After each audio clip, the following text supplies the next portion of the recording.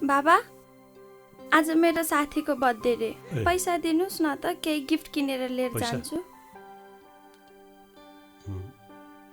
ल 500। उहाँहरू कति धनी होइ बक्सिन्छ, कस्तो राम्रो घरमा बसी बक्सिन्छ, कस्तो गाडी चढी बक्सिन्छ। मान्छे धनी देखे कि खाइ बक्सिन्छ, गई बक्सिन्छ, चढी बक्सिन्छ, तर त्यो पैसा कसरी कमायो, त्यसको पछाडि के छ, केही मतलब छैन है। कसरी बिग्रियो हाम्रो समाज। अनि यो 500 मा चाहिँ के आउँछ र के किनेर लिएर जानु के बाबा? त्यसो भए नजाऊ न। तिम्रो साथीको बुवा र म एउटै अफिसको, म भन्दा जुनियर हो, तर उसले पैसा कसरी कमायो, के गरी कमायो सब थाहा छ मलाई। तर म त्यसरी कमाउन चाहन्न। हे हजुर जहिले यस्तै गर्नुहुन्छ के? बस्नु सेक्ले, गए म किन अख्तियार जाने र? मैले के गरेको छ र? के गर्नु भएको छ, के गर्नु भएको छैन उहाँ गएपछि थाहा हुन्छ। हिँड्नुहोस् न खुरुक्कन हामीसँग। ड्याडी के भो ड्याडी?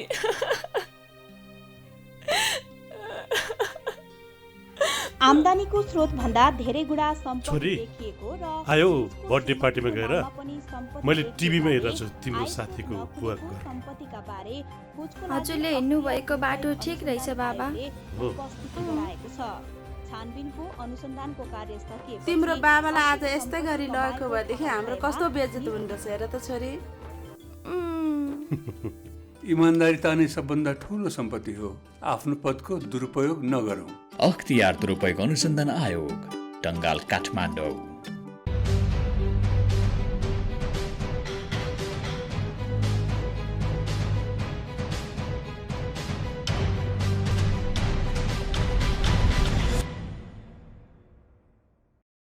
नमस्कार, कार्यक्रम सुशासन सवालको नयाँ अङ्कमा यहाँहरूलाई हार्दिक स्वागत छ। अख्तियार दुरुपयोग अनुसन्धान आयोग र नेपाल टेलिभिजनको संयुक्त प्रस्तुति कार्यक्रम सुशासन सवालमा विशेष गरी हामीले सरकारी र सार्वजनिक निकायबाट प्रवाह हुने सेवा, विकास निर्माण, राजस्व सङ्कलन, सार्वजनिक सेवा प्रवाह सँगसँगै अख्तियार दुरुपयोग अनुसन्धान आयोगका साप्ताहिक गतिविधि पनि प्रस्तुत गर्दै आइरहेका छौँ। अख्तियार दुरुपयोग अनुसन्धान आयोगले मिति 2078 साल माघ 12 गते नेपाल प्रहरीका पूर्व प्रहरी नायब निरीक्षक हरि खड्का उप शैक्षिक योग्यताको झुटा प्रमाणपत्र सम्बन्धी आरोपपत्र दायर गरेको छ।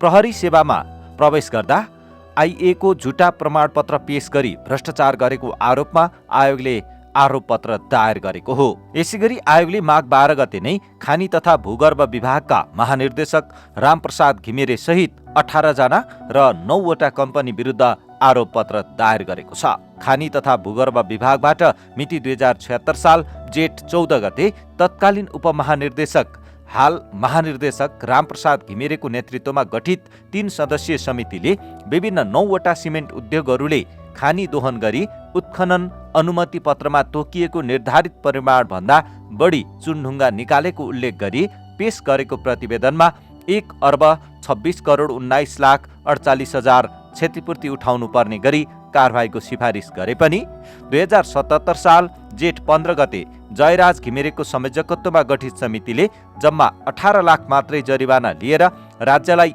अर्बौंको राजस्व घाटा गराई भ्रष्टाचार गरेको आरोपमा खानी तथा भूगर्भ विभागका महानिर्देशक रामप्रसाद घिमिरे सहित 18 जना विरुद्ध आरोपपत्र दायर गरिएको आयोगले विज्ञप्ति निकालेर जनाएको छ।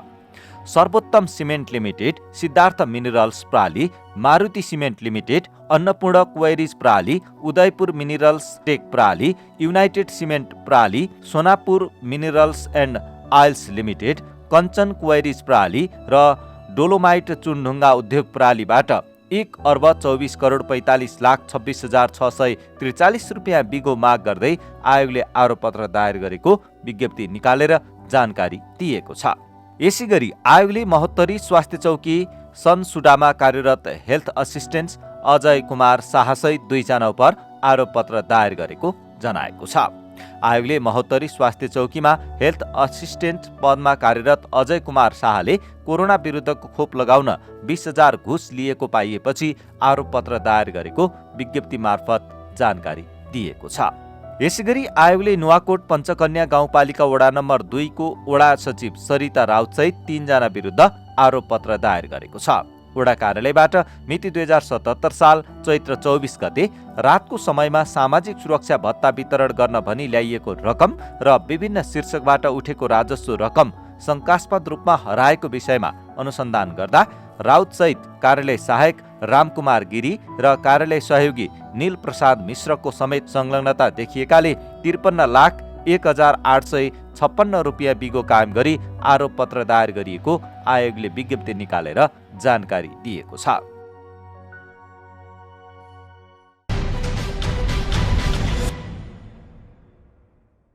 दर्शकबिन, अख्तियार दुरुपयोग अनुसन्धान आयोगले विभिन्न समयमा सरकारी र सार्वजनिक निकायबाट प्रवाह हुने सेवालाई छिटो, छरितो, पारदर्शी र चुस्त बनाउनका लागि सूचना प्रविधिको प्रयोग गर्न सुझाव दिँदै आइरहेको छ।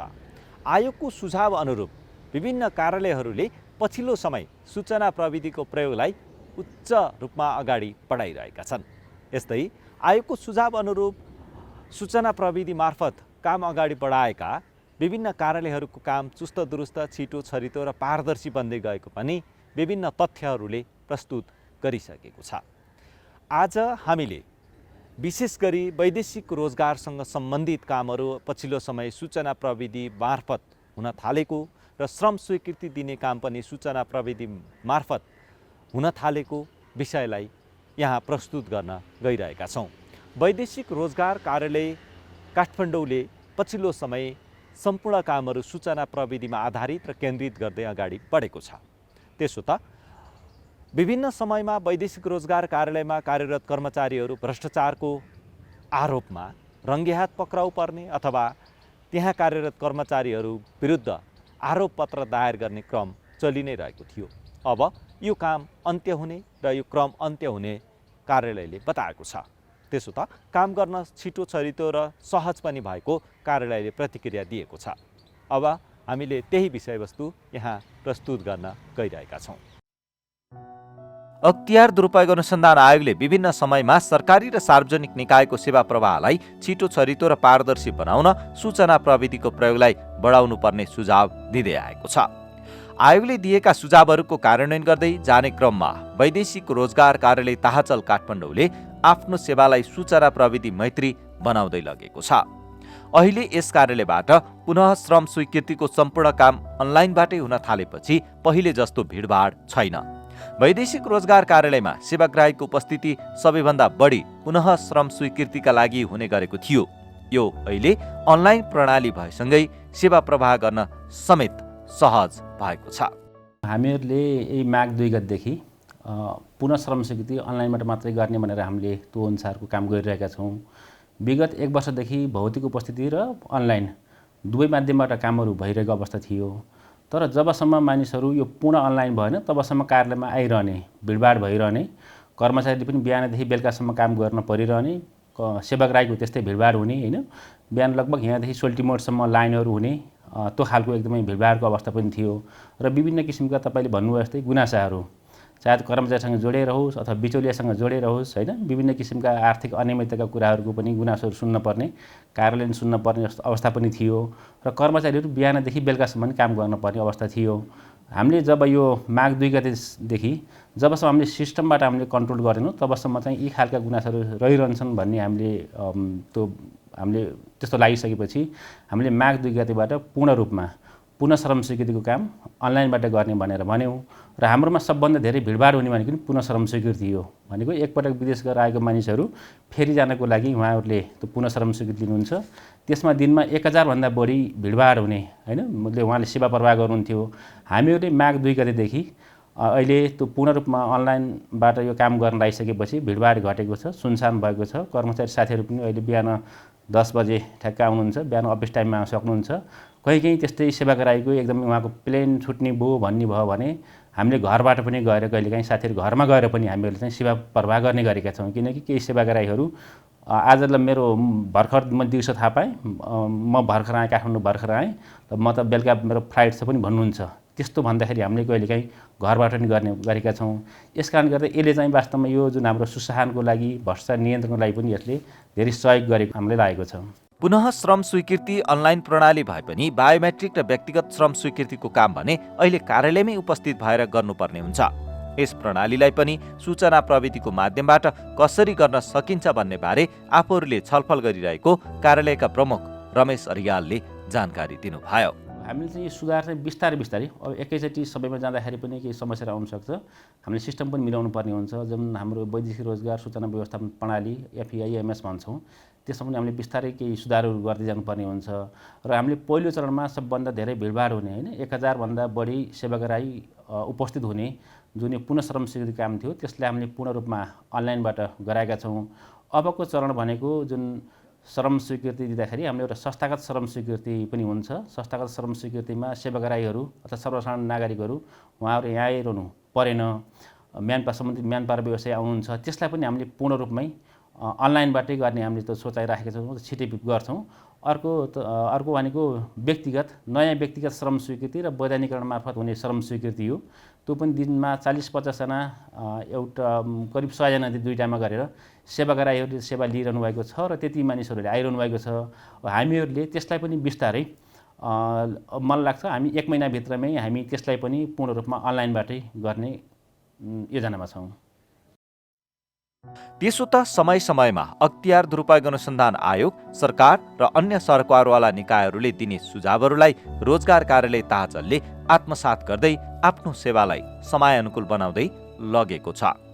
आयोग लगायतका विभिन्न निकायहरूबाट प्राप्त सुझावहरूलाई आत्मसात गर्दै सुधारका काम गर्दै आफूहरू अगाडि बढेको कार्यालय प्रमुख अरियालले बताउनु भयो। आयोगबाट आएका जुन किसिमका सुझावहरू छन्, विशेष गरेर सेवा प्रवाहलाई छिटो छरितो गर्ने कुराहरू होस् अथवा यसलाई सुशासनका जुन हाम्रो विभिन्न किसिमका तत्त्व पारदर्शी हिसाबले कामहरू गर्ने कुराहरू होस् होइन, अनलाइनबाट कामहरू गर्ने किसिमका कामहरू होस्, यो बिचौलियाहरूलाई निषेध गर्ने काम लगायतका कुराहरू हुन्, त्यसलाई हामीले एकदमै ध्यान पनि दिएका छौँ। र हामीलाई यो श्रम रोजगार तथा सामाजिक सुरक्षा मन्त्रालयबाट माननीय मन्त्रीज्यू सचिवज्यूहरूबाट स्पष्ट निर्देशन आएको छ। हामी नियामक निकायहरू, चाहे अख्तियार दुरुपयोग अनुसन्धान आयोग होस् अथवा राष्ट्रिय सतर्कता केन्द्र होस् अथवा हाम्रो विभागीय मन्त्रालय होस्, यसबाट आएका निर्देशनहरू हामीले पूर्ण रूपमा पालना गरेका छौँ।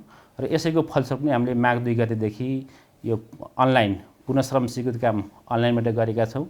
अरू जुन श्रम स्वीकृतिका कामहरू हुन्छन् त्यसलाई पनि हामी पूर्ण रूपमा अनलाइनबाटै गर्ने भनेर गइरहेका छौँ। त्यस्तै सेवा प्रवाहका पहिला विभिन्न किसिमको 3-4 चरणको सेवा प्रवाह गर्दाखेरि चरणहरू थिए। अहिले त्यो हामीले सेवा प्रवाहको चरण पनि घटाएका छौँ। भनेको अहिले नायब पहिला के हुन्थ्यो, कम्प्युटर अपरेटरले, अनि त्यसपछि नायब सुब्बा होइन, भाषा अनुवादक हुँदै अफिसरकोमा जाने जुन चलन थियो, त्यसले गर्दा काममा अलि ढिलासुस्ती हुने भइसकेपछि हामीले त्यसलाई तह घटाएर अहिले 2 चरणबाट हामीले त्यो कामहरू गर्ने गरेका छौँ। त्यस्तै कार्यालयमा बिचौलियालाई निषेध हुने गरी हामीले यहाँ विभिन्न किसिमको सूचना पनि जारी गरेका छौँ। र त्यो बिचौलियाहरूलाई निषेध गर्नको लागि सेवाग्राहीहरूले आफ्नो काम आफै गर्नुहोस् भनेर हामीले उहाँहरूलाई पनि सचेत अथवा जानकारी गराउने कामहरू गरेका छौँ। कुनै समय भ्रष्टाचार, अनियमितता र ढिलासुस्तीको आरोप खेपिरहेको रोजगार कार्यालय ताहचलको सेवा प्रवाह सूचना प्रविधिमा आधारित हुन साथै यस्तो धेरै गुनासाहरू हटिसकेका छन्। सूचना प्रविधिले आफूहरूलाई लाग्ने आरोप हटाउनका साथै सुशासन कायम गर्न र भ्रष्टाचारको अन्त्य गर्न पनि सहयोग पुगेको अरियालले बताउनु भयो। देशमा सुशासन अभिवृद्धि गर्नको लागि नै अख्तियार दुरुपयोग अनुसन्धान आयोग होइन, त्यसैको लागि नै एकदमै लागिरहेको छ। र हामीहरूले अख्तियार दुरुपयोग अनुसन्धान आएका जुन सुझावहरू छन् होइन, ती सुझावहरूले कहिलेकाहीँ हामीले पनि भनेका हुन्छौँ, म कार्यालय प्रमुख साथीहरूलाई भनेको हुन्छु, ती सुझावहरूले यस्ता सुझावहरू छन्, हामीले यसलाई पालना गर्नुपर्छ भनेर हामीले भनेका पनि छौँ। र त्यसले एकदमै यहाँको सेवा प्रवाह गर्नको लागि अथवा सेवालाई छिटो छरितो गर्नको लागि, पारदर्शिताको गर्नको लागि अथवा जवाफदेहिता अभिवृद्धि गर्नको लागि यसले नै पक्कै नै एकदमै सहयोग पुर्याएको छ। अख्तियार दुरुपयोग अनुसन्धान आयोग जस्ता विभिन्न निकायबाट हुने अनुगमन, निर्देशन र दिइने सुझावले आफूहरूलाई सदैव सकारात्मक काम गर्न प्रेरित गर्ने भन्दै कार्यालय प्रमुख अरियालले सो अनुशासन र सो नियमनका विषयमा पनि आफू र आफू मातहतका कर्मचारीहरूलाई सचेत गराउने गरेको बताउनु भयो। कर्मचारीको जुन प्रवृत्ति हुन्छ होइन, फेरि सबै कर्मचारी पनि एक किसिमको हुन्छ भने त होइन, तर केही कर्मचारी साथीहरूको अलि बढी त कमाउने लोभ लालसाहरू हुनसक्छ होइन। र मैले स्पष्ट रूपमा साथीहरूलाई के भनेको छु, म कार्यालय प्रमुखको हैसियतले पनि उहाँहरूलाई तपाईँहरूले असल नियतले काम गर्नुहोस्, असल नियतले काम गर्दा कहिलेकाहीँ अन्जानमा काम भयो भने पनि त्यस्तो कामको जिम्मेवारी म पनि लिन्छु, सम्बन्धित निकायमा गएर भन्ने काम म पनि भन्छु। तर तपाईँहरूले गलत नियतले काम गर्ने होइन, जनतालाई जुन अनियमित किसिमले रकमहरू भए काम गर्ने, नभए नगर्ने, झुलाउने, छिटोउने कामलाई पनि ढिलो गर्ने, त्यस्ता कामहरू गर्नुहुन्छ भनेदेखि त्यसको जिम्मेवारी तपाईँले आफूले लिनुपर्ने हुन्छ र त्यस्तोमा चाहिँ म तपाईँलाई सहयोग गर्ने भन्दा पनि म आफै उल्टो म पनि तपाईँहरूको एक्सनको रूपमा लाग्छु भनेर म त्यसरी उहाँहरूले भनेको पनि छु र अब विगतमा जे खालको थियो धारणा त्यसलाई बिस्तारै चेन्ज पक्कै पनि भएको हुनुपर्छ भन्ने मलाई लागेको छ होइन। तर मान्छेकै प्रवृत्तिको कुरो हो। अब यो सबैले जुन आफ्नो व्यवहार चेन्ज गर्ने कुरा प्रवृत्ति चेन्ज गर्ने कुराहरू सबैले कर्मचारीले गर्नुपर्छ। हामी त्यस्ता सेवा गराएको हामीले काम गर्छौँ जसलाई हामीले देशमा रोजगार दिन नसकेर उहाँहरू चर्को ब्याज तिरेर चाहिँ विदेश जाँदै हुनुहुन्छ, ऋण काटेर जाँदै हुनुहुन्छ होइन। र त्यसैले उहाँले पठाएको पैसा रेमिटेन्सले चाहिँ हाम्रो अर्थतन्त्र हामीले धारिएको छ। जिडिपीकै कुरा गर्ने हो भने पनि पछिल्लो आर्थिक वर्षमा जिडिपीको 23% अनुपात चाहिँ यो रेमिटेन्ससँग हुन्छ। त्यस्तै बजेटसँग तुलना गर्ने भने पनि बजेटको करिब 2/3 जस्तो अनुपातमा हाम्रो रेमिटेन्स भित्रिएको छ होइन। यसैले हाम्रो सुधारान्तर स्थितिलाई हामीलाई सहयोग गरेको छ, अर्थतन्त्र धानेको छ। यस्तो छ र यही रेमिटेन्सले नै उहाँहरूले आफ्नो गरिबी घटेको छ, शिक्षा स्वास्थ्यको कुराहरूमा सुधार भएको छ। अनि त्यस्तै अब यही उहाँहरूले दिएकै जुन रेमिटेन्सले पठाउनु भएको छ त्यसैले यहाँ घर परिवारले कसैले व्यापार व्यवसाय गर्नुभएको छ, त्यसबाट सरकारलाई कर तिर्नुभएको छ, कसैले उहाँले पठाएको पैसाको चाहिँ उपभोग गरेर मूल्य वृद्धि कर, अन्तशुल्क लगायतका करहरू पनि तिर्नुभएको छ र त्यही करबाट हामी तलब खान्छौँ कर्मचारीहरूले होइन। त्यसकारण हामी कर्मचारीहरूले ध्यान दिनुपर्ने कुरा भनेको चाहिँ यसरी आएको अप्रत्यक्ष रूपमा उहाँहरूले पठाएको पैसाबाट चाहिँ हामीले तलब खाइरहेछौँ भने यी खालका गलत कामहरू गर्नु हुँदैन भनेर म साथीहरूलाई स्पष्ट भनेको छु। पुनः श्रम स्वीकृतिको काम पूर्ण रूपमा अनलाइन प्रणालीमा हुन थालेपछि पहिले जस्तो लाग्ने भिड रोजगार कार्यालयमा लाग्न छाडेको छ। तर अनलाइनमा राख्नुपर्ने कागजात र माग गरेका सूचनाका बारेमा कतिपयलाई जानकारी नहुने समस्या भने अहिले पनि छ। यसलाई ध्यानमा राख्दै अनलाइन प्रणाली सँगसँगै कार्यालयले अनलाइन सेवाबारे सेवाग्राहीहरूलाई जानकारी दिने काम पनि गरिरहेको छ। यसलाई समय सापेक्ष परिमार्जित र परिष्कृत गर्दै जान सके साँच्चीकै सूचना प्रविधिको प्रयोग मार्फत भ्रष्टाचार नियन्त्रण र अनियमितताको अन्त्य हुनका साथै सुशासन प्रवर्धनमा पनि सहयोग पुग्नेछ। हामीहरूले यसको लागि त अलि जनचेतना जगाउने खालका कुराहरू सञ्चार माध्यममा यो खालका कुराहरू तपाईँ नठगिनुहोस् होइन। बिचौलियाहरूसँग अथवा चाहिँ अनलाइन फर्म भर्नेहरूले तपाईँलाई बढी पैसा लिन सक्छन्। तपाईँले दिने भनेको एउटा बिमाको पैसा दिनुपर्ने हुन्छ, त्यो भनेको आफ्नो उमेरअनुसार हुन्छ। भनेको 35 वर्षसम्मको मानिसहरू हुनुहुन्छ भने उहाँले 3708 रुपियाँ चाहिँ उहाँले बिमा बाबत पैसा दिनुपर्छ। त्यस्तै 36 वर्षदेखि 50 वर्षसम्मको हुनुहुन्छ भने 4900 समथिङ छ, करिब 5000 छ होइन। र 51 वर्षदेखि माथिको हुनुहुन्छ 9000 जति उहाँले बिमाको पैसा तिर्नुपर्ने हुन्छ। त्यस्तै वैदेशिक रोजगार कल्याण कोषमा चाहिँ प्रत्येक व्यक्तिले 1500 तिर्नुपर्छ। यसरी हेर्ने हो भने 35 वर्षसम्मको मानिसले 5208 रुपियाँ मात्रै उहाँले पैसा तिर्नुपर्छ, शुल्क तिर्नुपर्छ। र 36 वर्षदेखि 50 वर्षसम्मको यदि उहाँहरू हुनुहुन्छ भने उहाँहरूले 6400 समथिङ करिब 6500 रुपियाँ मात्रै उहाँले तिर्नुपर्ने हुन्छ। तर हामीले यहाँ कहिलेकाहीँ यो अनलाइन फर्म भर्नेहरूले तँलाई पैसा धेरै लाग्छ, यसो गर्नुपर्छ उसो गर्नुपर्छ मिलाउनुपर्छ भनेर चाहिँ अलिक बढी पैसा पनि हामीले तिरेको हामीले केही त्यस्ता गुनासोहरू पनि पाएका थियौँ। र हामीहरूले प्रेस विज्ञप्ति निकालेर अथवा सञ्चार माध्यममा जानकारी गराएर तपाईँहरूले लाग्ने पैसा भनेको यति मात्रै हो। यदि घरमा सक्नुहुन्छ भने तपाईँले आफै घरबाटै गर्नुहोस्, मोबाइलबाट पनि गर्न सक्नुहुन्छ। घरमा कम्प्युटर छ, तपाईँको आफन्तीहरूले तपाईँ पढलेख नभएको भए तपाईँको आफन्तीहरू छन् भने होइन, छोराछोरी दाइ भाइ छन् भने तिनबाट पनि भर्न सक्नुहुन्छ। यदि तपाईँले सक्नुहुन्न र आफ्नो साधन पनि छैन र बाहिरै गएर गर्नुपर्ने छ भने पनि तपाईँले फर्म भरेको 300-500 त लिन सक्ने भयो। तर त्योभन्दा बढी नतिर्नुहोस् भनेर हामीले यहाँ पनि आउनेलाई पनि त्यो खालको भनेका छौँ। र जो आउनुहुन्छ उहाँले चाहिँ एकपल्ट सेवा लिइसक्नुभयो, गइसक्नुभयो। तपाईँहरूले आफ्ना साथीभाइ होइन दाजुभाइहरू जुन हुन्छ जाने मानिसहरू हुनुहुन्छ उहाँहरूलाई पनि यो खालको चाहिँ प्रचार प्रसार गरिदिनुहोस् भनेर हामीले भन्ने गरेका छौँ। दर्शकवृन्द, सूचना प्रविधिको प्रयोगले तपाईँ हामी सबैलाई अर्थात् सेवा लिने र सेवा दिने दुवैलाई सहज बनाएको छ। यो सँगसँगै केही चुनौतीहरू पनि थपिएका छन्। ती चुनौतीहरूलाई सामना गर्दै र त्यहाँ देखिएका समस्याहरूलाई समाधान गर्दै हामी अगाडि बढ्न सक्यौँ भने साँच्चीकै सूचना प्रविधिले काम छिटो छरितो पारदर्शी र सहज बनाएकै छ। आगामी दिनमा पनि विभिन्न कामहरूलाई सूचना प्रविधि मैत्री र केन्द्रित गर्दै जान सके अहिले देखिएको भ्रष्टाचार, अनियमितता, ढिलासुस्ती जस्ता समस्याहरू समाधान गर्न सहज हुनेछ। यसमा सेवा लिने र सेवा दिने दुवै जिम्मेवार बन्न पनि आवश्यक छ। जब सूचना प्रविधिको प्रयोगलाई हामीले उच्चतम प्रयोग गर्न सक्छौँ यसले सूचना प्रविधि सँगसँगै सुशासन र भ्रष्टाचार अन्त्यका लागि पनि सहयोग पुग्छ। हवस् त, आजका लागि कार्यक्रम सुशासन सवालको समय सकिसकेको छ। तपाईँले यो कार्यक्रम नेपाल टेलिभिजनको वेबसाइट www.ntv.org.np त्यस्तै गरेर मोबाइल एप्स, अख्तियार दुरुपयोग अनुसन्धान आयोगको फेसबुक पेज, युट्युब च्यानल र वेबसाइटमा पनि हेर्न सक्नुहुन्छ भन्दै अर्को सातासम्मका लागि हामी सबै बिदा हुन्छौँ। जाँदा जाँदै यो एउटा सन्देशमूलक जानकारी यहाँहरूका लागि। हवस् त, नमस्कार।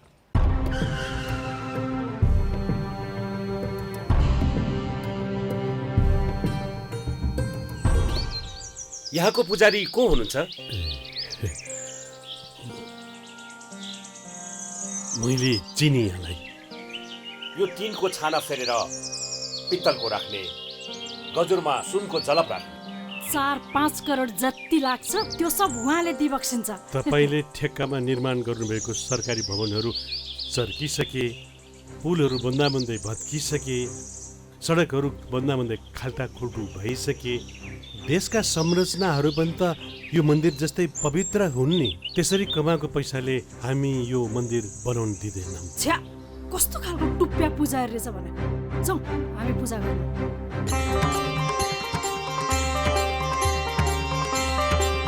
त्यसरी पूजा गर्दैमा भगवानले माफी दिलान् र?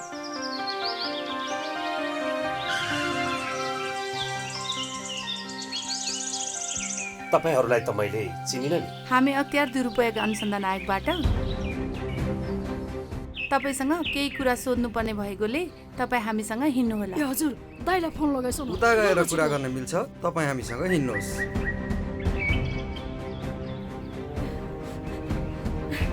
त्यसरी पूजा गर्दैमा भगवानले माफी दिलान् र? तपाईँले कमाउनु भएको प्रतिष्ठा कसैले जफत गर्न सक्दैन। पदको दुरुपयोग गरी आर्जेको सम्पत्ति जफत हुन सक्छ। अख्तियार दुरुपयोग अनुसन्धान आयोग, टंगाल, काठमाडौँ।